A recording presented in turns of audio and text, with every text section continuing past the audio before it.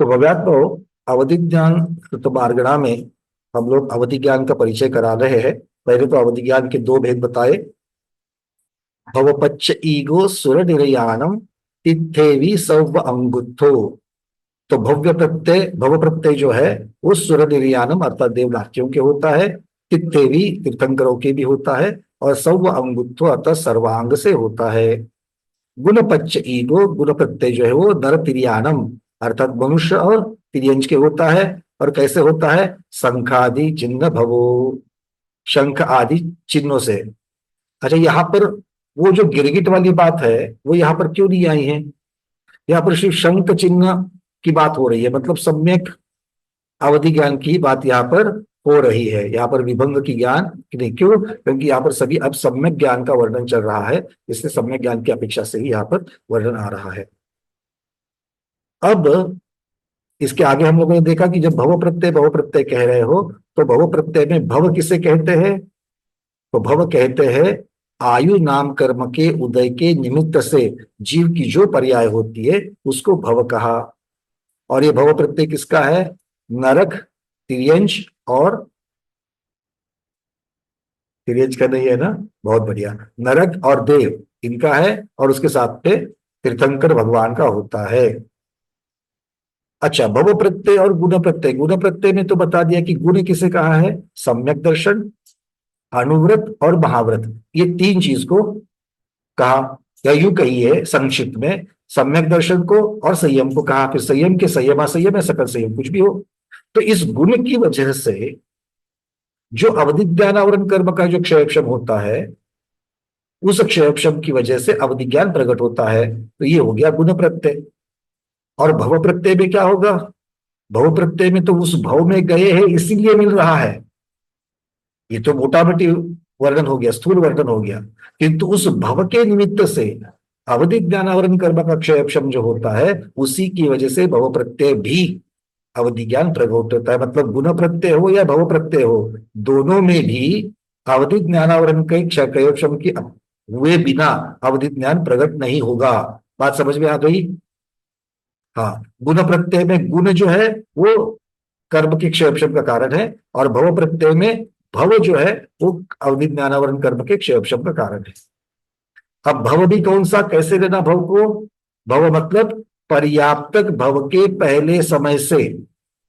भव प्रत्यय में भव जिसे कहा है वो पर्याप्तक अवस्था के प्रथम समय से। अपर्याप्तक अवस्था में भव प्रत्यय ज्ञान उत्पन्न नहीं होता। इसकी चर्चा हमने बड़ी विस्तृत की है, याद आ रही है? हाँ, मैं क्यों दे रहा हूँ, बीच में रविवार गया ना, शनिवार के बाद रविवार गया तो मुझे याद नहीं रहता, इसलिए मैं अपना खुद को बता रहा हूं। तो मिथ्या दृष्टियों में तो नियम से विभंग ज्ञान की उत्पत्ति पर्याप्ति के प्रथम समय से ही देखी जाती है, फिर देव हो या नारकी हो। किंतु सम्यक दृष्टियों में, किन्हीं किन्हीं सम्यक दृष्टियों में, फिर देव हो या नारकी हो, विग्रह गति के प्रथम समय से भी सम्यक अवधि ज्ञान दिखाई देता है। तो फिर ये कैसे कहे कि पर्याप्तक भव के प्रथम समय से होता ही था, या तो अब अपर्याप्तक में भी हो रहा है। तो याद आ रहा है किसी को इसका कारण क्या बताया था? क्या बताया था? कौन बताएगा? अंजू पांडे दीदी जल्दी से चलो।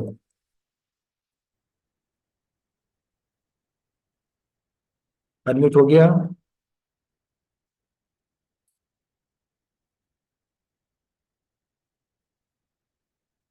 अंजू पांडे जी बोलिए। हाँ। हाँ जी भैया जी, वंदना वंदना भैया जी। अ, भैया जी, जो सम्यक दृष्टि जीव यहाँ से सम्यक दर्शन सहित मरण करता है और उसके अवधि ज्ञान अगर हुआ पहले पूर्व में है, तो वह अवधि ज्ञान पूर्वक मरण करता है। यहाँ से मतलब कहाँ से? मध्य प्रदेश से? जैसे मनुष्य से देव पर्याय में गया, तो हाँ, मनुष्य में अगर अवधि ज्ञान उसे है तो वो मरण सहित अवधि ज्ञान लेकर के जाएगा, सम्यक दर्शन अगर है तो। यहाँ से, जी, यहाँ से कौन सा वाला लेकर के जाएगा? अवधि ज्ञान देशा, यहाँ ये से कौन सा देशावधि लेकर के ज्ञान जाएगा? हेमांगी दीदी, भव प्रत्यय। हाँ, वरना भव में साथ में जाने वाला, जो भव के साथ जाता है अनुगामी, बहुत वो बढ़िया। सब क्या है? मतलब भवानुगामी जो ज्ञान है, गुण प्रत्यय का जो भेद है भवानुगामी, वो यहां से जीव के साथ में, किसके साथ, सम्यक दृष्टि के साथ, फिर वो नरक में जा रहा हो या फिर वो देव में जा रहा हो, उसके साथ में वो चला जाएगा। और अपर्याप्त विग्रह गति और अपर्याप्त अवस्था, इनमें वो टिक जाएगा। और अपर्याप्त अवस्था जैसे ही पूर्ण हो जाएगी, पर्याप्तक के प्रथम समय से उनको भव प्रत्यय में वो ज्ञान बदल जाएगा, उसकी पर्याय बदल जाएगी। क्लियर है? दूसरी बात, अगर यहां पर मनुष्य तिर्यंचों में कौन सा वाला होता है, जघन्य देशावधि होता है, या तो फिर उत्कृष्ट देशावधि होता है, मुनि महाराज है तो उत्कृष्ट देशावधि हो सकता है। और उत्कृष्ट देशावधि हो या जघन्य देशावधि हो, जब देव या नारकी में जाएगा तो वो पर्याप्तक होते ही मध्यम देशावधि में बदल जाएगा। ठीक है, चलो इसका अर्थ क्या करेंगे, जघन्य या सर्व उत्तम देशावधि से मध्यम देशावधि में बदल गया तो क्या फर्क होगा, क्या लगता है? अभी तक हमने चर्चा नहीं करी है, पर क्या फर्क होगा, एक इन जनरल क्या फर्क होगा? जब जघन्य देशावधि से बदल करके मध्यम में जाएगा ना, तो क्या फर्क होता है? मतलब क्या दिखते वक्त काले की जगह सफेद दिखेगा, सफेद की जगह पीला दिखेगा? नहीं, ऐसा भी नहीं होगा। फिर क्या होगा, फर्क क्या होगा? हल्का परिचय दे दीजिए। हाँ, भैया जी क्षेत्र की दृष्टि से हो जाएगा, क्योंकि जो मनुष्य गति में जितना क्षेत्र का वो अवधि ज्ञान कर सकता है द्रव्य क्षेत्र काल भाव के हिसाब से, उससे थोड़ा सा अधिक वो देवों में या नारकियों में हो जाएगा, बहुत बढ़िया। मध्यम हो जाएगा। देखो, थोड़ा सा आपके शब्दों को मैं ट्यून करूंगा, क्षेत्र अकेला नहीं कहना, आपने बाद में कहा वो सही है, द्रव्य क्षेत्र काल भाव, इनका जो विषय है, इनके विषय की जो मर्यादा है वो जघन्य मध्यम उत्तम में बदल जाएगी। ठीक है, चलिए बहुत बढ़िया। अब एक बात बताइए, अगर कोई मुनि महाराज मनुष्य में परमावधि ज्ञान या सर्वावधि ज्ञान के साथ में है, तो वो वहां जाकर के उनका कौन सा ज्ञान हो जाएगा, देवनारक में जाकर के कौन सा ज्ञान हो जाएगा, कौन सा हो जाएगा, कौन बताएगा? निर्मल चावड़ा जी। सम्यक ज्ञान हो जाएगा। सर जी, सम्यक ज्ञान तो भाई आप जो है वो सम्यक, सम्यक अवधि ज्ञान होगा। देखो सम्यक अवधि ज्ञान तो यहाँ पर भी है, मुनि महाराज है, सम्यक अवधि ज्ञान है, परमावधि है या सर्वावधि है, और वहां जाकर के भी सम्यक ज्ञान ही है। तो कौन सा होगा देवगति में जाने के बाद? रजनी दीदी। मध्यम सम्यक वाला, अवधि, हाँ, मध्यम वाला हो जाएगा भैया। मध्यम वाला हो जाएगा, रजनी दीदी कहती कि मध्यम वाला हो जाएगा। चलो शोभा अजमेरा दीदी, आपको क्या लगता है कौन सा होगा? मध्यम देशावधि ज्ञान होगा। मध्यम देशावधि। विजय लक्ष्मी दीदी, आपको क्या लग रहा है? वो एक्चुअली परम शरीरी होते हैं, तो उसी भाव से वो मोक्ष जाते हैं, परमावधि और सर्वावधि बहुत जाते हैं। सुंदर, बहुत सुंदर। देखो याद रखना, इसकी चर्चा हमने करी थी, परमावधि और सर्वावधि ज्ञान किसे होता है? ऐसे मुनि महाराज जिनका अंतिम भव है, चरम शरीरी है, उसी भव से वो मुक्त होने वाले हैं, तो क्या वो मरण करके देव में और उत्पन्न होंगे? क्या नहीं होंगे। मतलब परमावधि और सर्वावधि बदल करके देशावधि बनने का कोई ऐसा प्रसंग आएगा क्या? नहीं आएगा, है ना? तो फिर ऐसे कैसे उत्तर बताए? नहीं ना, ऐसा नहीं होगा ना। शोभा दीदी याद रखना बढ़िया से, ठीक है ना? एक बार परमावधि सर्वावधि होने के बाद अब कोई बदल नहीं है, सीधा केवल ध्यान लेकर के ही निकलना है। ठीक है, चलिए बहुत बढ़िया। तो एक क्षयक्षम की बातें भी हो गई। अब आते हैं थोड़ा सा चिन्ह की तरफ। जो चिन्ह है वो सम्यक दृष्टियों में चिन्ह की अपेक्षा अवधि ज्ञान के कौन से भेद होते हैं? अवधि ज्ञान के कौन से भेद होते हैं चिन्ह की अपेक्षा? रेखा दीदी। एक क्षेत्र अनेक क्षेत्र। एक क्षेत्र अवधि ज्ञान और अनेक क्षेत्र अवधि ज्ञान, बहुत बढ़िया। एक क्षेत्र किसे कहेंगे रेखा दीदी? चक्रवर्ती नहीं, देखो एक क्षेत्र और विज्ञान। एक सबसे पहले उत्तर कैसे आएगा? उत्तर क्या पूछा है? एक क्षेत्र अवधि ज्ञान किसे कहते हैं, है ना? तो अब स्वामी की अपेक्षा से हम उत्तर नहीं दे सकते हैं, बराबर। अवधि ज्ञान के स्वरूप लक्षण की अपेक्षा से उत्तर देना पड़ेगा, है कि नहीं है? अब स्वामी के जैसा नहीं चलेगा, गोबर के स्वाध्याय के जैसा उत्तर देना पड़ेगा। अगर स्वामी की अपेक्षा प्रश्न पूछा तो स्वामी की अपेक्षा, लक्षण स्वरूप की अपेक्षा पूछा तो लक्षण स्वरूप की अपेक्षा। बोलो जल्दी बोलो, एक क्षेत्र। अनिता दीदी। अरे दीदी कलकत्ता बोलिए। रविवार ऐसे ही चला गया। अरे दीदी अनम्यूट हो रहा है क्या देखिए। नहीं हो रहा है, चलो। और हाँ, प्रबोध जी बताइए, एक क्षेत्र किसे कहेंगे? जो चिन्हों के निमित्त से, जो चिन्हों से जो अवैध ज्ञान होता है वो एक क्षेत्र होता है। चिन्हों के निमित्त से जो होता है वो एक क्षेत्र कहलाता है। और कोई परिभाषा, एक क्षेत्र की परिभाषा? हाँ डॉक्टर बहना दीदी। मतलब ना भैया जी, जहाँ जहाँ चिन्ह होते हैं उतने उतने एरिया में एक बार वहां से उन जीव प्रदेशों में, आत्म प्रदेशों में अवधि ज्ञान वहां से शुरू होता है और उसके बाद आत्म तक सब जगह है, इसलिए फिर सर्वांग से हो जाता है। चलिए दोनों के भी ठीक है। थोड़ा सा हम शब्दों की एक्यूरेसी चाहते थे इसलिए हम पूछ रहे थे, फिर भी ठीक है।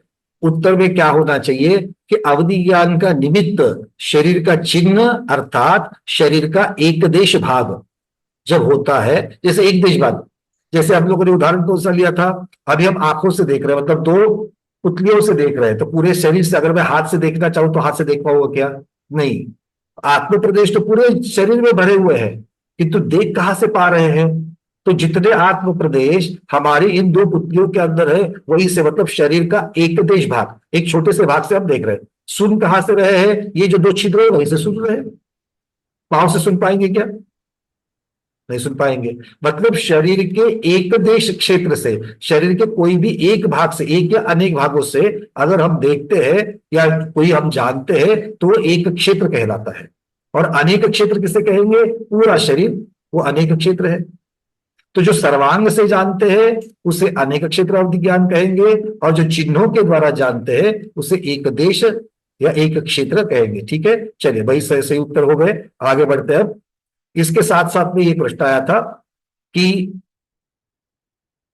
ये जो चिन्ह होते हैं ये चिन्ह किस प्रकार के होते हैं? तो आचार्य भगवत कहते हैं कि जो सम्यक दृष्टि है उसके नाभि के ऊपर, जो सम्यक दृष्टि है उसके नाभि के ऊपर कमल, वज्र, स्वस्तिक आदि आदि चिन्ह बन जाते हैं, और उन चिन्हों का जो क्षेत्र है उस क्षेत्र से अवधि ज्ञान जाना जाता है या अवधि ज्ञान से जाना जाता है। ठीक है। अच्छा, इसके बाद में एक बड़ा सुंदर प्रश्न आया था धवल महाग्रंथ की अपेक्षा से कि अगर चिन्हों के द्वारा जाना जाता है तो चिन्ह तो एक जगह पर है, और उस चिन्ह के अंदर जितने आत्म प्रदेश है उन आत्म प्रदेशों से जाना गया, किंतु अवधि ज्ञानावरण कर्म का क्षयक्षम क्या उतने ही भाग के आत्म प्रदेशों में होता है? ऐसा तो है ही नहीं है। तो अवधि ज्ञानावरण कर्म का क्षयक्षम जो है वो पूरे के पूरे जितने आत्म प्रदेश जीव के होते हैं उन सभी से होगा, क्योंकि सभी आत्म प्रदेशों में अवधि ज्ञानावरण कर्म लगा हुआ है और उस कर्म के क्षयक्षम से अवधि ज्ञान उत्पन्न होता है। तो फिर उतने ही क्षेत्र के जो अवधि ज्ञान जाना जाता है, ऐसा क्यों कहा? इसका उत्तर क्या देंगे? प्रश्न समझ में आया सबको? कि जब आत्म प्रदेश पूरे शरीर में फैले हुए हैं और सभी आत्म प्रदेशों में अवधि ज्ञानावरण कर्म का क्षयक्षम होना है, तो फिर ऐसा क्यों कहा सिर्फ चिन्हों के द्वारा जाना जाता है या उतने ही आत्म प्रदेशों के द्वारा जाना जाता है? ऐसा क्यों कहा? हाँ सुजाता दीदी बोलिए।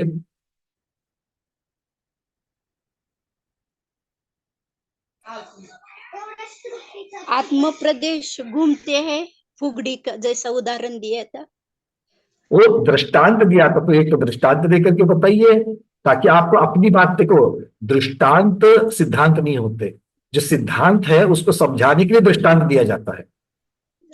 ठीक है ना? तो आपको पहले सिद्धांत बताना है और फिर दृष्टांत देकर यह अवधारणा नहीं दीदी, पूरा पूरा उत्तर आना चाहिए। स्नुषा करिकर दीदी क्या कहेंगे? वंदना वंदामी माता जी, आत्म प्रदेश पूरे शरीर में होते हैं और उसमें अवधि ज्ञान का ये भी रहता है, लेकिन उसकी जो कर्ण स्वरूपता रहती है, मतलब जो द्वार रहता है वो चिन्हों पे रहता है। इसलिए चिन्हों के माध्यम से होता है, ऐसा कहा जाता है। बहुत सुंदर। ये करण स्वरूपता शब्द जो है ना, ये करण स्वरूपता शब्द आपके उत्तर में चाहिए था। करण स्वरूपता का अर्थ क्या है? करण स्वरूपता का अर्थ क्या करेंगे सुष्टा खेड़कर दीदी? करण स्वरूपता का अर्थ क्या करेंगे? द्वार, उसका समझने का जो द्वार है, जैसे अपन देखते हैं तो पूरे आत्म प्रदेशों से उसका ज्ञान होता है, लेकिन उसका अवयव जानने की योग्यता, जानने की पात्रता, जानने का साधन, ऐसा कह सकते हैं। हाँ। मतलब उस चिन्ह के अंदर, चिन्ह के क्षेत्र में जितने भी आत्म प्रदेश है, उन आत्म प्रदेशों में जानने की योग्यता है। क्या जानने की? अवधि ज्ञान से जानने की योग्यता है। ठीक है। अच्छा, अवधि ज्ञान से जानने की योग्यता उतने आत्म प्रदेशों में है क्या? हाँ, जब तक वो वहां पर है तब तक। जब वो वहां से दूसरी जगह पर चलायमान होकर के जाएंगे तो उसकी जगह पर दूसरे आत्म प्रदेश आ जाएंगे, तो उस वहां पर आते ही उनमें भी वो करण स्वरूपता आ जाएगी, साधन पना बन जाएगा। इसको कैसे समझा? इसको दृष्टांत कौन सा दिया? जैसे हम लोग जब गोल गोल गोल गोल जब घूमते हैं और घूम करके जब रुक जाते हैं, तो रुकने के बाद क्या होता है? चक्कर जैसा आता है। तो ये चक्कर क्यों आता है? क्योंकि मेरे आंखों में जो आत्म है, जो वहां स्वरूप, कर्ण स्वरूपता जिनके अंदर थी, वो वहां से हट गए और उसकी जगह पर दूसरे आ गए। फिर वो हट गए, दूसरे आ गए, वो हट गए, दूसरे आ गए। तो ये जब तक घूमता रहेगा तब तक उन्होंने जो दृश्य कैप्चर किया रहेगा, वो सभी दृश्य जो है वो घूमते रहेंगे। ठीक है, क्योंकि एक चला जाएगा, दूसरा चला जाएगा, तीसरा, इस प्रकार से। और जब उनके आत्म प्रदेश जब घूमना बंद हो जाएंगे, तब जाकर के हमको स्थिर, क्योंकि वहां पर फिर आंखों के सामने उतने ही आत्म प्रदेश आएंगे और उनमें करण स्वरूपता बनेगी और फिर वो दृश्य हमको बताना चालू करेंगे, स्थिर दृश्य बताना चालू करेंगे। ठीक है, तो ये पहले सिद्धांत करण स्वरूपता का बताना है, उसको साधन कहते हैं, ये बोली भाषा में थोड़ा सा बताना है, और उसके बाद में फिर जाकर के दृष्टांत के द्वारा इसको सिद्ध करना है। क्लियर है सब लोगों को? उत्तर इस प्रकार से होना चाहिए। चलिए अब थोड़ा सा आगे बढ़ते हैं। अब नए विषय की तरफ थोड़ा, मेरा मतलब उसी से संबंधित है। गाथा 201, इसके पहले कायमार गणा में आई थी। गाथा 201 में पृथ्वी का आदि के शरीरों के आकार बताए गए थे, और 171 में इंद्रियों के प्रतिनियत आकार का कथन किया है। इंद्रियों के आकार, जैसे आंख का आकार कौन सा है? मसूर के जैसा है ना। कर्ण का आकार कैसे, श्रोतेंद्र का आकार कैसा है? जौ के नाली की जैसा है। याद आ रहा है? चित्र याद आ रहा है सबको? हाँ, बढ़िया। तो इस प्रकार से बताया गया था। तो अवधि ज्ञान के कर्ण स्वरूप अर्थात उत्पत्ति स्थान स्वरूप शरीर प्रदेशों का आकार कैसे कैसे होता है? तो श्रीवत्स चिन्ह, कलश, श्रीवत्स चिन्ह सबको मालूम है। अरहंत भगवान की प्रतिमा के ऊपर, यहां पर हृदय स्थान पर 4 पंखुड़ियों का पुष्प दिखाया जाता है। वो जो है उसको श्रीवत्स चिन्ह कहते हैं। भाई नाम मालूम है कि नहीं है? देखा कि नहीं देखा है? सब लोगों ने देखा होगा। तो वो श्रीवत्स चिन्ह है। तो उस आकार में भी होते हैं, कलश के आकार में, शंख के आकार में, साथिया अर्थात स्वस्तिक आदि के आकार में होते हैं। यह आदि शब्द से आचार्य भगवान कह रहे हैं अन्य भी शुभ संस्थानों का, शुभ आकारों का ग्रहण करना चाहिए। ठीक है, चलिए अब कहते कि अब प्रश्न पूछा गया, अगर मान लो एक जगह पर कलश है, दूसरी जगह पर दूसरा कलश है, दोनों बाहुओं के यहाँ पर, दोनों कंधों के यहाँ पर 2 कलश है, तो एक से जानेगा क्या 2 से जानेगा? तो आचार्य भगवान कहते हैं कि एक ही स्थान से जाना जाए, अवधि ज्ञान का करण होवे, ऐसा कोई नियम नहीं है, क्योंकि किसी भी जीव के 1, 2, 3, 4, 5, 6 आदि क्षेत्र रूप शंकादि शुभ संस्थान संभव है। तो जितने भी होते हैं उनसे वो जाना जाए। किसी में 1 होगा, किसी में 4 होंगे, किसी में 3 होंगे, तो जितना है उतना उस प्रकार से जाना जाएगा। कहते ये संस्थान तिर्यंच और मनुष्यों के नाभि के ऊपरी भाग में होते हैं, क्योंकि शुभ संस्थानों का, अब ये प्रश्न पूछा गया ऐसा क्यों, नाभि के ऊपर ही क्यों? तो आचार्य भगवान स्वयं उत्तर दे रहे हैं कि शुभ संस्थान अर्थात शुभ आकार का अधोभाग में होने से विरोध है, तथा तिर्यंच और मनुष्यों में जो विभंग ज्ञानी है, कुअवधि ज्ञानी, विभंग ज्ञानी है, उनको कहाँ होता है? उनको नाभि के नीचे के भागों में, नाभि के नीचे के भागों में गिरगिट आदि अशुभ संस्थान होते हैं, ऐसा गुरु का उपदेश है। इसके बारे में कोई सूत्र वचन नहीं है। ये परंपरा से जो गुरु ज्ञान आ गया है वो परंपरा ज्ञान से जाना जाता है। इसके लिए कोई सूत्र गाथा प्रमाण नहीं है। किसके लिए? शुभ संस्थान अशुभ संस्थान ऊपर नीचे होने के बारे में ये कह रहे हैं।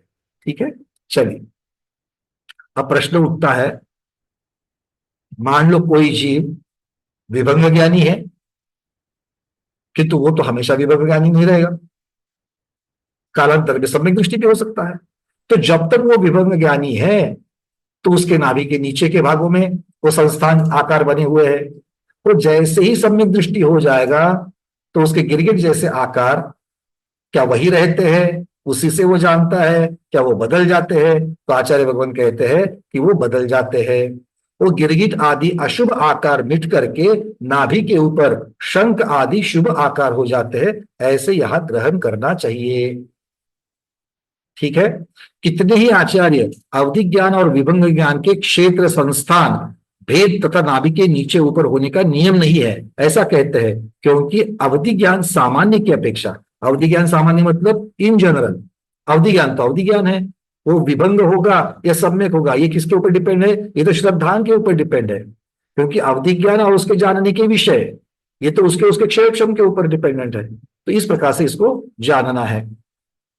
अर्थात सम्यक्त्व और मिथ्यात्व की संगति से किए गए ये नाम भेद है विभंग ज्ञान और सम्यक अवधि ज्ञान। फिर भी अवधि ज्ञान की अपेक्षा उनमें कोई भेद नहीं हो सकता। अर्थ क्या है? कोई भेद नहीं हो सकता मतलब विषय की अपेक्षा से, ताकत की अपेक्षा से, उसको जानने के शक्त्यांश की अपेक्षा से, अविभाग प्रतिच्छेद की अपेक्षा से उसमें फर्क नहीं होता। मतलब अभी इस समय में कोई जीव अगर मान लो मिथ्या दृष्टि है तो उसके द्रव्य क्षेत्र काल भाव की जानने की जो मर्यादा है वही मर्यादा उसके अगले पल में जो सम्यक दृष्टि हो जाएगा तो सम्यक तो होने के बाद सिर्फ क्या होगा? वो सम्यक अवधि ज्ञान अपेक्षा से जानेगा, किंतु उसके जानने की मर्यादा विषय जो है वो जो के त्यों बने रहेंगे। ये कब तक जो के त्यों बने रहेंगे या घटेंगे बढ़ेंगे नहीं? जब तक अवधि ज्ञानावरण कर्म का क्षयोपशम नहीं होता। क्षयोपशम बढ़ा मर्यादा बढ़ी, क्षयोपशम घटा मर्यादा घट गई। ठीक है, इस प्रकार से समझना। ऐसा वाला ज्ञान आप में और हम में घटता बढ़ता है क्या? ऐसा कोई ज्ञान हम में घटता बढ़ता है क्या? सुनीता उकलकर दीदी, हमारा ज्ञान घटता बढ़ता है क्या? हाँ, क्षयोक्षम ज्ञान है तो घटता बढ़ता ही रहेगा। क्षयोक्षम ज्ञान है इसलिए घटता बढ़ता है। उदाहरण कुछ याद आ रहा है क्या? नहीं सर। अरे देखो अभी आपने नहीं बोला ना, उदाहरण याद आ रहा है क्या? नहीं याद आ रहा है। क्यों? परसों तो आपने बताया था। तो जब आपने परसों बताया था तब आपको स्मृति में आ गया था। मतलब मति ज्ञान स्मृति ज्ञान आवरण कर्म के क्षयोपशम आपका उस दिन अच्छा था, अभी इस समय में नहीं है इसीलिए याद नहीं आ रहा। बड़े और घड़िया सामने आपके उदाहरण है, आया ना? तो इसी दृष्टांत के द्वारा हम इसको बिल्कुल बढ़िया से समझ सकते हैं। बहुत बार हम अरे मुझे मालूम है रे, मुझे याद है रे, मेरे मुंह में याद है, अभी याद नहीं आ रहा। तो अभी याद नहीं आ रहा मतलब क्या हो रहा है? स्मृति ये मति ज्ञान का जो भेद है, स्मृति ज्ञानावरण कर्म का क्षयोपशम घट गया तो स्मृति नहीं आ रही। ये हमें इसको समझना है। चलिए आगे बढ़ते हैं। अब इसी यही प्रसंग जब राजवार्तिक में आगे है, राजवार्तिक ग्रंथ में इसकी जब चर्चा आती है अवधि ज्ञान विभंग की वगैरह, तो कहते हैं कि करणों के अधीन, क्या कहा? करणों के, करण मतलब क्या? साधन, उनके अधीन अवधि ज्ञान उपयोग होने पर भी अवधि ज्ञान पराधीन या परोक्ष नहीं कहा जा सकता। प्रश्न उठाया राजवार्तिक में, भाई जानते कहां से हो? उन चिन्हों के द्वारा जानते हो। तो चिन्हों के द्वारा जानते हो तो फिर तो परोक्ष कहना चाहिए, क्योंकि जैसे हम आंख इंद्रियों के द्वारा जानते हैं तो मति ज्ञान को क्या कहा? परोक्ष ज्ञान कहा। तो यहां भी चिन्ह के द्वारा जान रहे हो तो इसको परोक्ष क्यों नहीं कहा? इसको प्रत्यक्ष क्यों कह रहे? क्यों अरविंद जी, पार्शलिटी हो जाएगी थी? तो बस देखो जिज्ञासकार जबरदस्त है, वो ऐसा प्रश्न उठा रहा है। तब आचार्य भगवान कहते हैं कि नहीं, क्योंकि इंद्रियों में ही पर शब्द देखा जाता है। क्या कह रहे हैं? इंद्रियों में ही पर शब्द देखा जाता है, क्योंकि वहां पर इंद्रियों में मुख्यतः से द्रव्येंद्रिय की अपेक्षा से पर है, और द्रव्येंद्रिय की अपेक्षा पर होने की वजह से लब्धि उपयोग तक आने तक, क्योंकि लब्धि और उपयोग किस पे होंगे? जीव पे होंगे।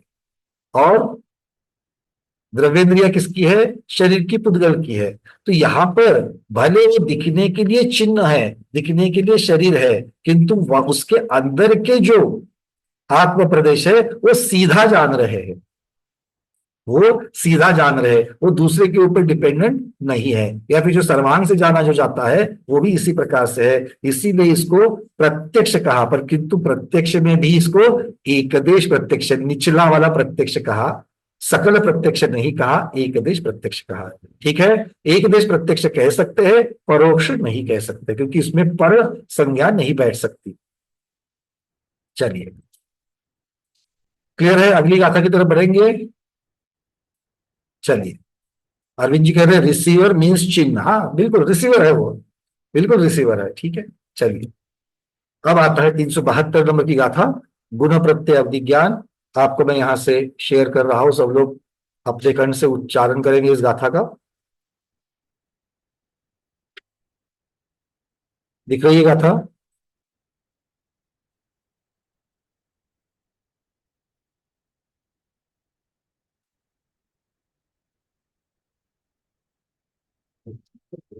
गुण पक्ष ईगो छद्मा अनुगावठित पवड्ढमणिधरा देशो ही परमो ही सवो ही तिधा हो ही।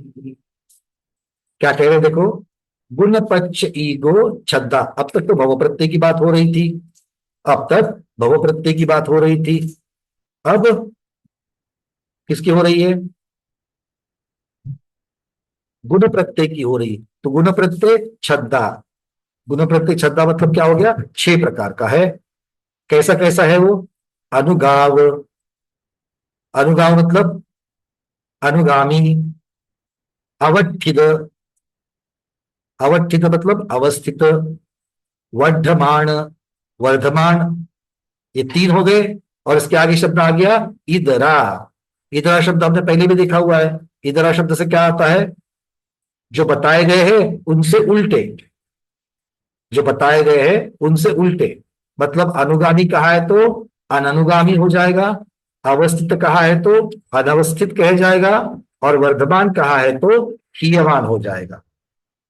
क्लियर है? समझ में आ रही है बातें? गाथा शब्द समझ में आ रहे प्राकृत के? चलिए बहुत बढ़िया। तो हमें गुण गुण प्रत्यय अवधि ज्ञान 6 प्रकार का दिख रहा है। अनुगामी, अननुगामी, अवस्थित, अनवस्थित, वर्धमान, हीयमान, ये हो गए 6। ठीक है, अच्छा ये 6 इतने ही भेद है क्या? नहीं, और भी 3 भेद अवधि ज्ञान के हो सकते हैं। विषय की अपेक्षा से देखा जाए तो और भी 3 हो सकते हैं। कैसे है? देशो ही अर्थात देशावधि, परमोही अर्थात परमावधि, और सवोही अर्थात सर्वावधि। इन 3 की अपेक्षा से भी तिधा ओही 3 प्रकार के ये ज्ञान जो है ये होते हैं। ये सब लोग जानते हैं कि गुण प्रत्यय के 6 भेद हो जाते हैं, और देश विषय की अपेक्षा देखा जाए तो देशावधि, परमावधि और सर्वावधि ये 3 ज्ञान भी होते हैं। स्वामी की अपेक्षा से भी देशावधि, परमावधि, सर्वावधि जाना जाता है। इनकी अपेक्षा अब आचार्य भगवत कह रहे हैं, विशेषार्थ में कह रहे हैं कि इन 6 भेदों के अलावा अवधि ज्ञान के ही सप्रतिपाती और अप्रतिपाती ऐसे 2 भेद भी होते हैं। सप्रतिपाती और अप्रतिपाती ऐसे भेद भी होते हैं। मतलब जो उत्पन्न हो गया, अब उत्पन्न होने के बाद में समूल नष्ट हो गए, इसे क्या कहेंगे? सप्रतिपाती, अर्थात गिरने के सहित है। प्रतिपात होना अर्थात गिर जाना, नष्ट होना। तो जिसमें नष्ट हो सकता है, सहित है, प्रतिपात के सहित है, वो सप्रतिपाती है। और जो उत्पन्न होने के बाद में वो भव पूरा होने तक नष्ट नहीं होगा, वो कहलाता है अप्रतिपाती। ठीक है, तो अब तक देखिए कितने कितने हम लोगों ने देखे। सबसे शुरुआत हो गई भव प्रत्यय, गुण प्रत्यय, फिर उसके बाद में आ गया एक क्षेत्र, अनेक क्षेत्र, ये 2 हमने देखे। फिर उसके बाद में देखा गुण प्रत्यय के ही अनुगामी, अनुगामी, अवस्थित, अनवस्थित, वर्धमान, हीयमान, ये 6 भेद, और उसके साथ सप्रतिपाती और अप्रतिपाती ये भेद भी देखे। ठीक है, तो इसका एक रेफरेंस अभी हमने यहाँ रखा है। विशेषार्थ में जो जगह बताया है वो षटखंडागम के सूत्र 56 धवलाकार ने इसके बारे में बता दिया है। धवला में इसका रेफरेंस आ जाता है। ठीक है, ये सामान्य स्वरूप होने से उपरोक्त क्षव में अंतर्भूत नहीं होता। आप ये कहोगे कि भाई एक क्षेत्र और अनेक क्षेत्र, इसको किस में लेंगे? अनुगामी में लेंगे क्या अनुगामी लेंगे? क्या भव प्रत्यय में लेंगे क्या गुण प्रत्यय में लेंगे? तो नहीं, क्योंकि इनकी अपेक्षा इनको कथन करने की जो अपेक्षा, जो विवक्षा है, वो बिल्कुल भी अलग है, सामान्य है, इसलिए इनका अलग से ही कथन किया जाएगा, बाकी को जोड़ करके इसका कथन नहीं किया जाएगा। ठीक है, क्लियर है? चलिए अब इनको समझ लेते हैं। अनुगामी कौन है? तो जो अवधि ज्ञान जीव के साथ एक भव से दूसरे भव में या फिर एक क्षेत्र से दूसरे क्षेत्र में चला जाता है, वो कहलाएगा अनुगामी। समझ में आ रही है बातें? अनुगामी किसे कहेंगे?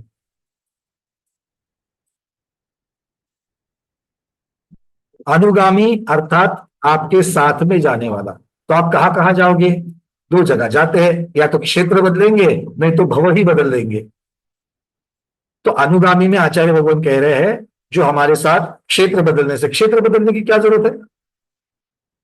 कोई मुनि महाराज है, वो मुनि महाराज आज यहां पर है और उनको 4 नदी भी है, तो भरत क्षेत्र से निकल करके दर्शन करने हेतु मानुषोत्तर पर्वत के मंदिर पर चले गए, तो उनका अवधि ज्ञान उनके साथ ही वहां पर चला जाएगा। तो ये क्षेत्र में क्षेत्र बदल जाएगा, तो क्षेत्र का अनुगामी। जो इस प्रकार से उनके साथ नहीं जाता है वो हो जाएगा अननुगामी। मतलब जो अपने क्षेत्र में जब वापस आ जाएंगे, उनका क्षेत्र कौन सा है? भरत क्षेत्र का आर्यभट्ट।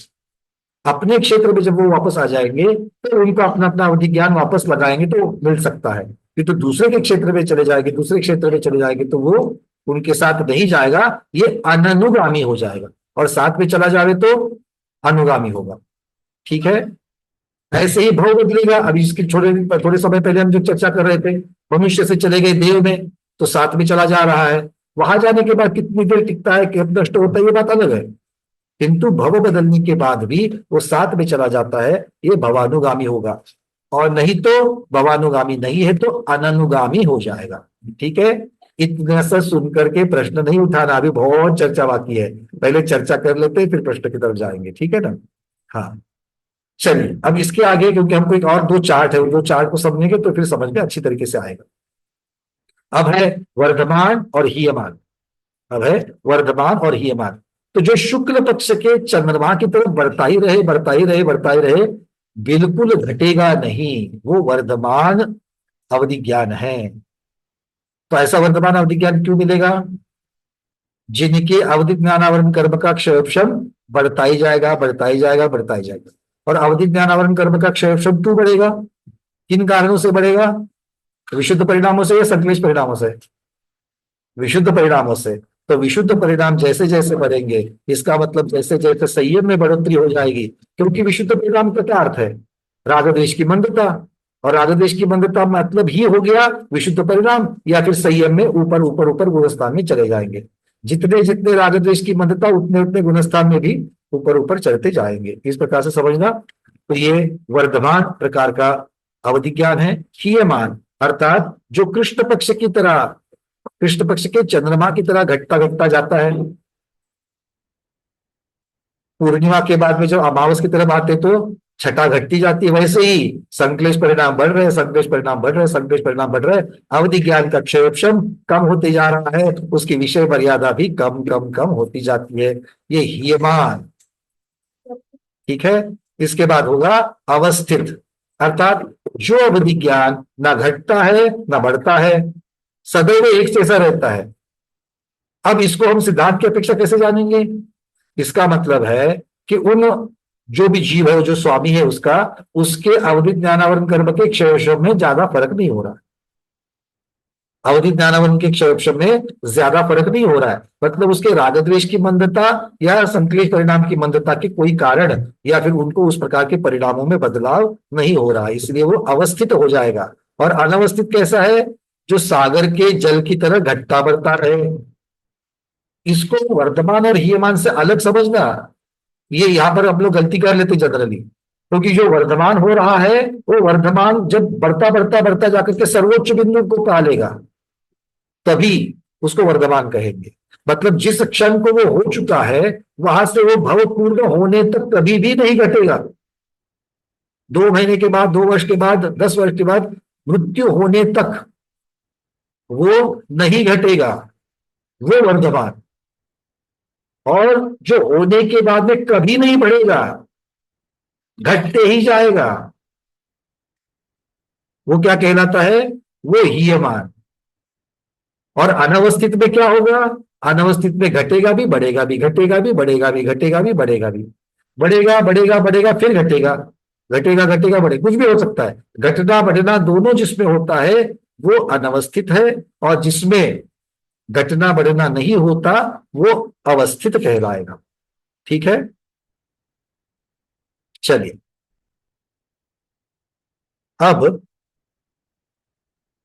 इसका एक चार्ट बना हुआ है, वो चार्ट पहले समझ लेते हैं, क्योंकि इस चार्ट में थोड़ा बारकाई से बताया गया है। तो ये चार्ट आपको मैं शेयर करूं, आपकी पीडीएफ में है, पीडीएफ में आप देख सकते हो।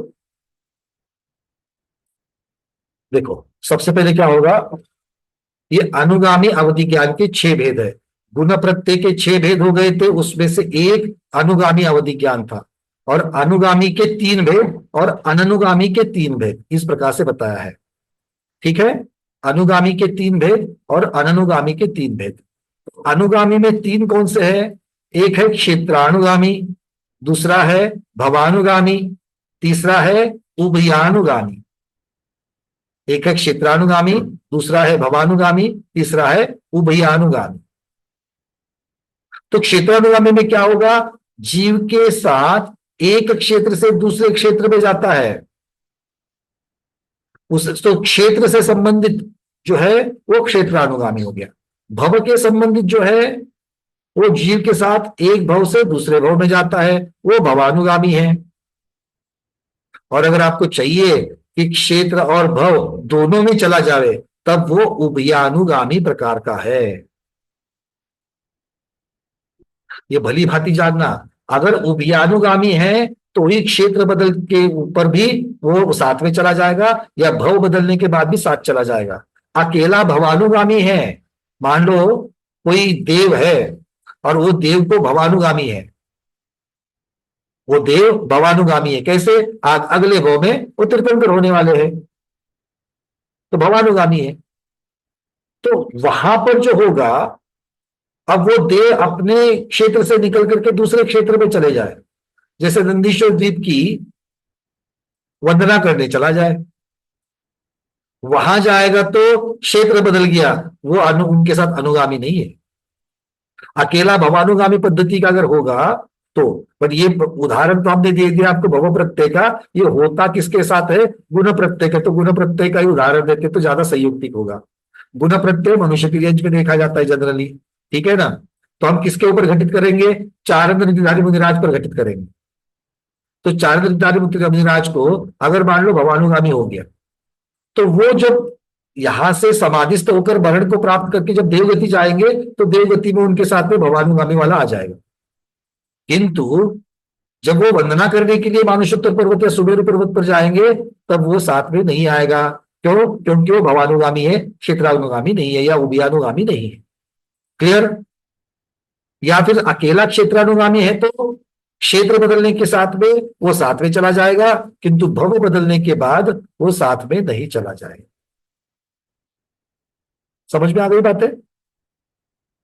अरे या तो हाँ कहो, नहीं तो ना कहो, कुछ तो कहो, दोनों में से एक ही हो सकता है। भाई समझ में तो आ गया, नहीं तो समझ में भी आया। ठीक है, चलिए अब अननुगामी में देखो क्या होता है। क्षेत्र अनुगामी, उसमें जीव के साथ एक क्षेत्र से दूसरे क्षेत्र में नहीं जाता।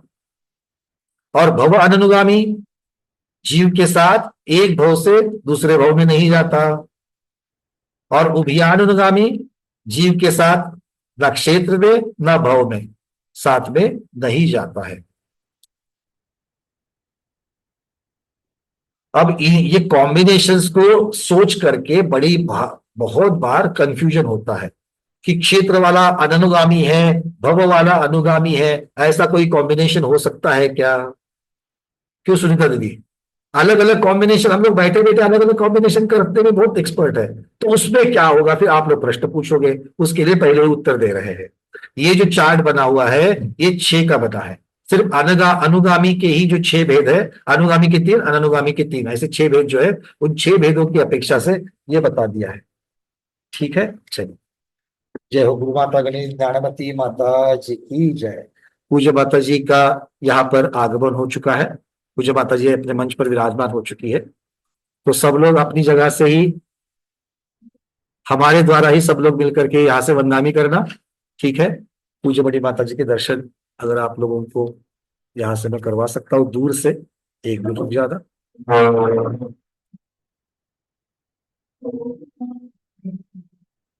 ये माता जी के दूर से दर्शन हो रहे हैं। जय हो गुरु माता गणिनी ज्ञानवती माता जी की जय। सब लोग भावना भाना कि जल्द से जल्द हम लोगों का सौभाग्य हो कि माता जी के आशीर्वचन हम लोगों को मिल जाए। ठीक है, चलिए आगे बढ़ते हैं। क्या कह रहे हैं?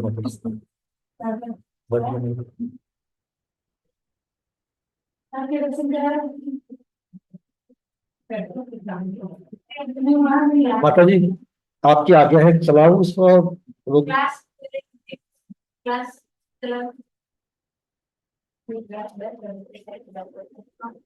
चले माता जी का 2 शब्द आशीर्वाद देना।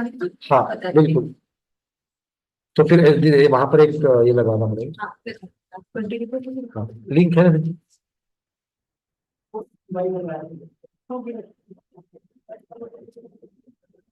चलिए, पूज्य माता जी की भी आशीर्वचन आज मिलने की संभावना है। सेटअप बन रहा है, आगे बढ़ते हैं थोड़े से अपने। तो आप लोगों को यहाँ से ये चार्ट जो है फिर से शेयर कर रहे हैं, ये चार्ट देख लेना।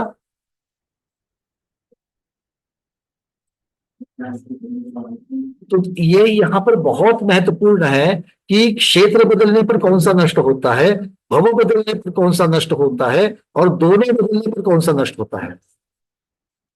ठीक है, तो देखिए क्षेत्रानुगामी जो है, अनुगामी वाला क्षेत्रानुगामी, अकेला क्षेत्रानुगामी जो है, जो क्षेत्र में साथ में आता है, वो क्षेत्र बदलने पर नष्ट नहीं होता, किंतु भव बदलने पर और दोनों बदलने पर नष्ट हो जाएगा। क्षेत्र भी बदल गया और भव भी बदल गया, दोनों बदल गए हैं तो नष्ट हो जाएगा।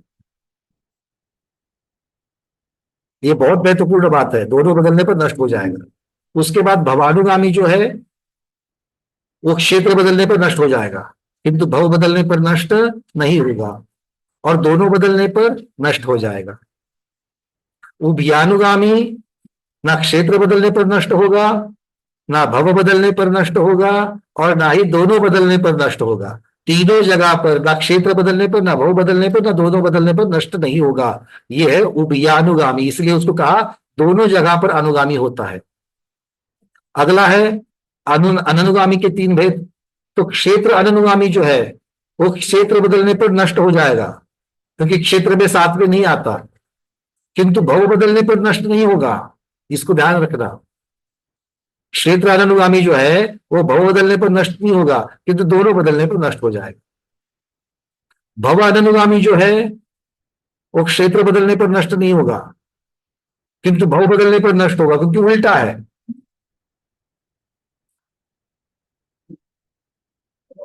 ठीक है, और उभयानुगामी है वो क्षेत्र बदलने पर भी नष्ट हो जाएगा, भव बदलने पर भी नष्ट हो जाएगा, और दोनों बदलने पर नष्ट हो जाएगा। मतलब आप कुछ भी करो नष्ट हो जाएगा। अपना क्षेत्र बदले तो भी नष्ट, अपना भव बदले तो भी नष्ट, और दोनों बदले तो भी नष्ट। क्लियर है? तो ये जो चार्ट बना हुआ है ये बहुत महत्वपूर्ण चार्ट है, क्योंकि इस चार्ट में ही आपको क्लियर हो जाएगा कौन सा कहां पर जाता है, कौन सा अलग अलग कॉम्बिनेशंस की अपेक्षा से ये चार्ट बना हुआ है। तो आपके मन में जितनी भी जिज्ञासा है पहले इन चार्ट को देख लेना, और फिर उस चार्ट के बाद में ही आपको ये समझ में आ जाएगा। ठीक है, क्लियर है सब लोगों को? चलिए,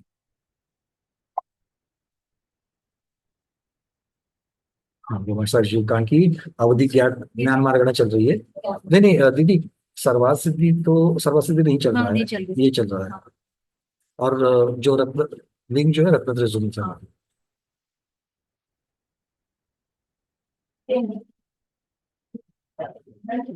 अवधित ज्ञान मार्गना चल रही है, अवधित ज्ञान मार्गना। चलिए,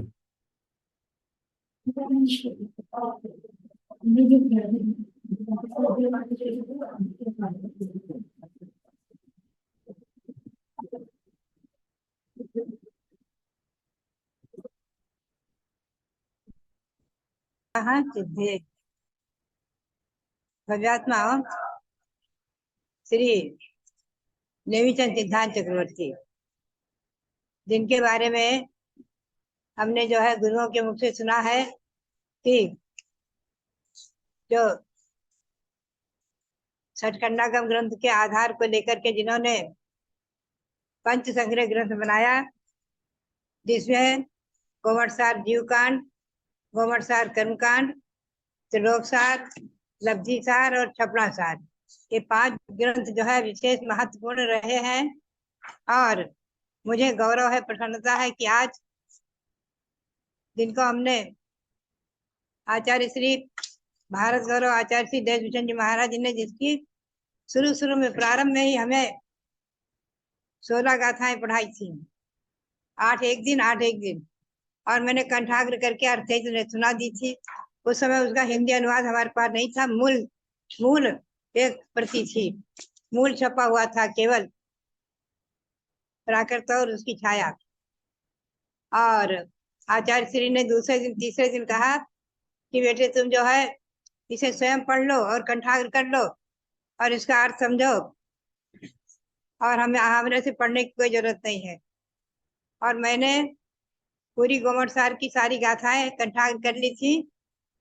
एक दिन में 50 गाथाएं याद करती थी। और जब गिरनार जी ईस्वी सन 1958 में गिरनार की यात्रा हो रही थी, तो रास्ते में चलते चलते उन कंठाग्र गाथाओं को ब्रह्मचारी श्रीलाल जी शास्त्री, जो विद्वान थे, काव्य तीर्थ थे, बहुत अच्छे विद्वान, वो कहते हमें सुनाओ, और हम पढ़ते रहते थे और सुनते रहते थे। आरती जहाँ गणित का प्रकरण था, अलौकिक गणित, वहाँ गणित तो नहीं समझती थी, बाकी तो कुछ ना कुछ समझ में आता ही था। आज मुझे गौरव है, प्रसन्नता है कि हमारे पंकज जैन साहब पूना के, ये स्वाध्याय मंडल में जिनसे 300-400 लोग जुड़े रहते हैं, सबको पढ़ाते हैं, अध्ययन कराते हैं। गोमटसार जीवकांड का अध्ययन चल रहा है, और पहले कभी सरवार सिद्धि पढ़ाया है। अनेक ग्रंथों का अध्ययन कराते हैं, ऊंचे ग्रंथों का अध्ययन कराते हैं।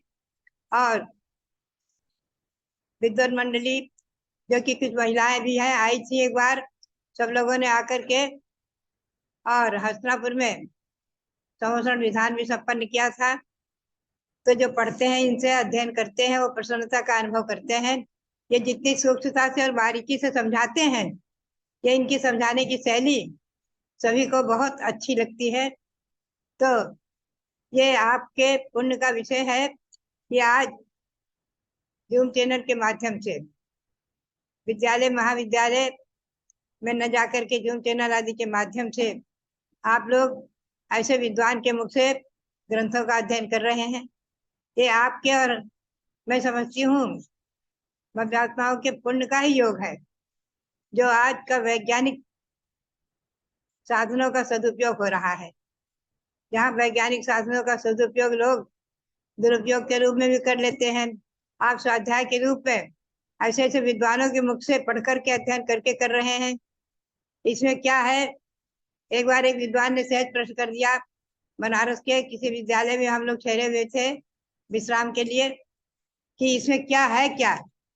हमने कहा इसमें जीवों के संसार में जो 84 लाख जौन परिभ्रमण कर रहे हैं, वहां के सबका चित्रण है, और उनके भावों का चित्रण है कि भाव कैसे कैसे होते हैं। गुण स्थानों में भावों का चित्रण है, भावों का वर्णन है, कैसे कैसे भाव से ही गुण स्थान बनते हैं। और आगे मार्गणाओं में जीवों की गति, इंद्रियां कितनी है, कौन कौन सी 4 गतियां हैं आदि, और आगे जैसे काय आदि के सभी में जो जीवों का ही कहाँ कहाँ संसार में परिभ्रमण होता है, इसका पूरा वर्णन विवरण गोमटसार जीवकांड में आपको मिल जाएगा। तो बात यही है कि आचार्य श्री नेमिचंद सिद्धांत चक्रवर्ती के उपकार और उनसे उपलब्ध ग्रंथ, और आज के पढ़ाने वाले हमारे विद्वान, जो आज के लोग जो है बड़े बड़े प्रोफेसर लोग ऊंची डिग्री प्राप्त करते हैं, लेकिन इन धार्मिक ग्रंथों का अध्ययन नहीं करते, तो हमें बहुत आश्चर्य होता है। पहले तो परीक्षा के कोर्स में ही नहीं रखा था। और हमारे पंकज जैन जी जो आपको चैनल जूम चैनल के माध्यम से ही करा रहे हैं अध्ययन, ये मैं समझती हूँ कि आपके भी सौभाग्य का ही विषय है। ये तो श्रुति ज्ञान की आराधना कर ही रहे हैं।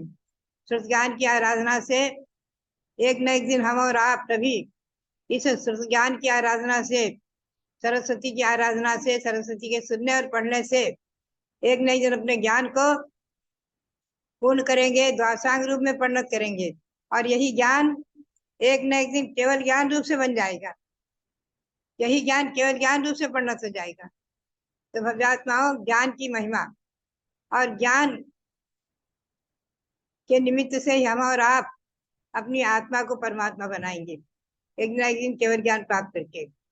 संसारी प्राणी आज तो ज्ञान से न जाने कैसे कैसे ऐसे ऐसे यंत्रों का भी निर्माण कर देते हैं कि जो एक एक घंटे में न जाने कितने जीवों का वध कर डाले।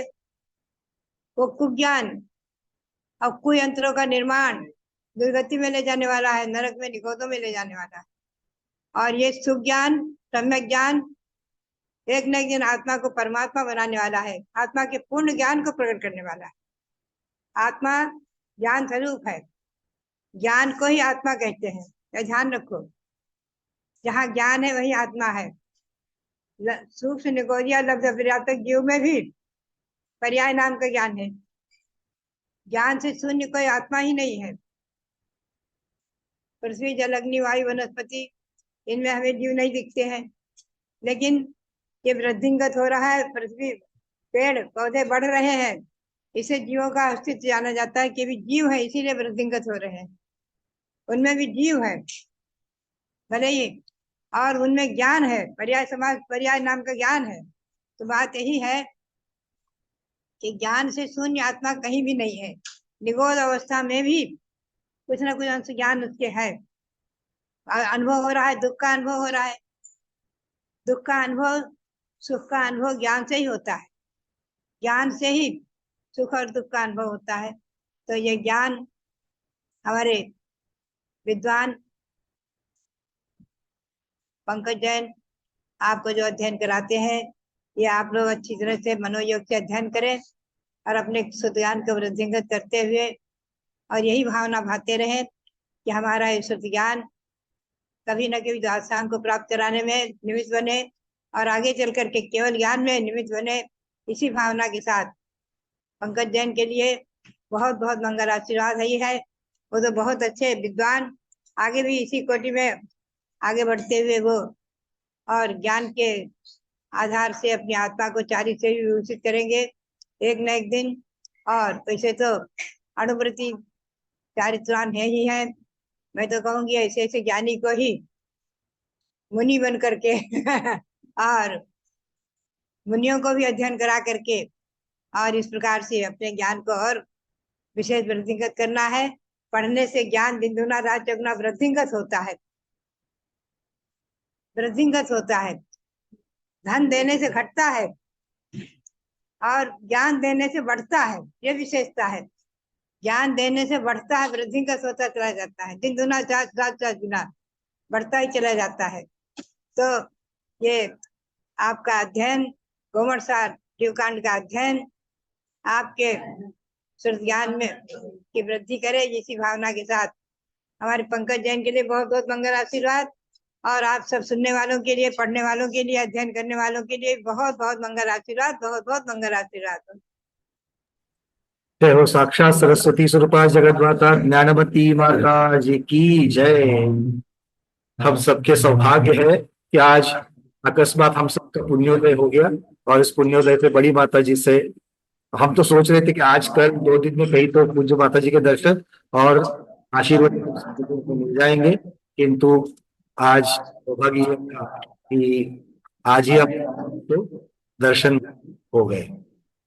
चलिए, तो आज पूज्य माता जी विराजमान के सामने हम सब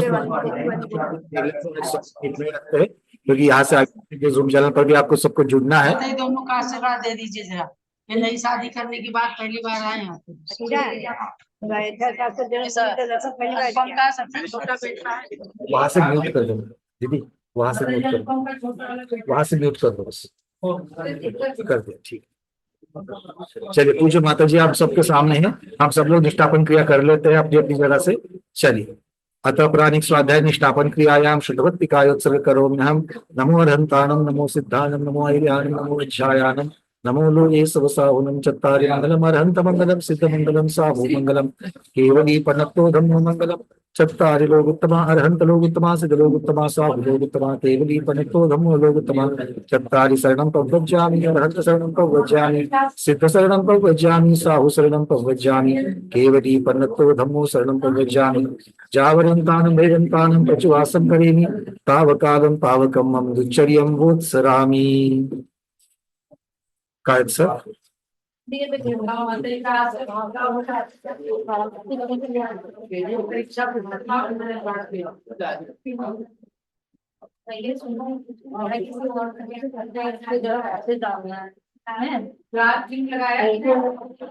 स्वामी तेरे केवली अनंत जलवरलोय मय्ये विजयमले महापन्ने लोय सुज्जोय रे धम्मं तीर्थंकरे जने वन्दे अर्हन्ते किन्तुसैतोविसं चैव केवलिनो श्रुतमपि जन्मर्वीतं वैनेकवेदस्तं भावितमनंत विषयं नमस्यामि इच्छामि भन्ते सुरभक्ति का उत्सवो तस्सालोचेउ अभोगंगपैन्ये पाहुर्य पर्यन्न सुत्त परमानि योगपूर्वकै चूडिया चैव सुत्ततैर्विदमकायं रिच्चकालं अंचेमि पूजेमि वन्दामि नमस्सामि दुःखको कमको मोहिलाओ सुगैगं नम समाहि मरणं जिनगर संपत्तिभो विमज्झम्।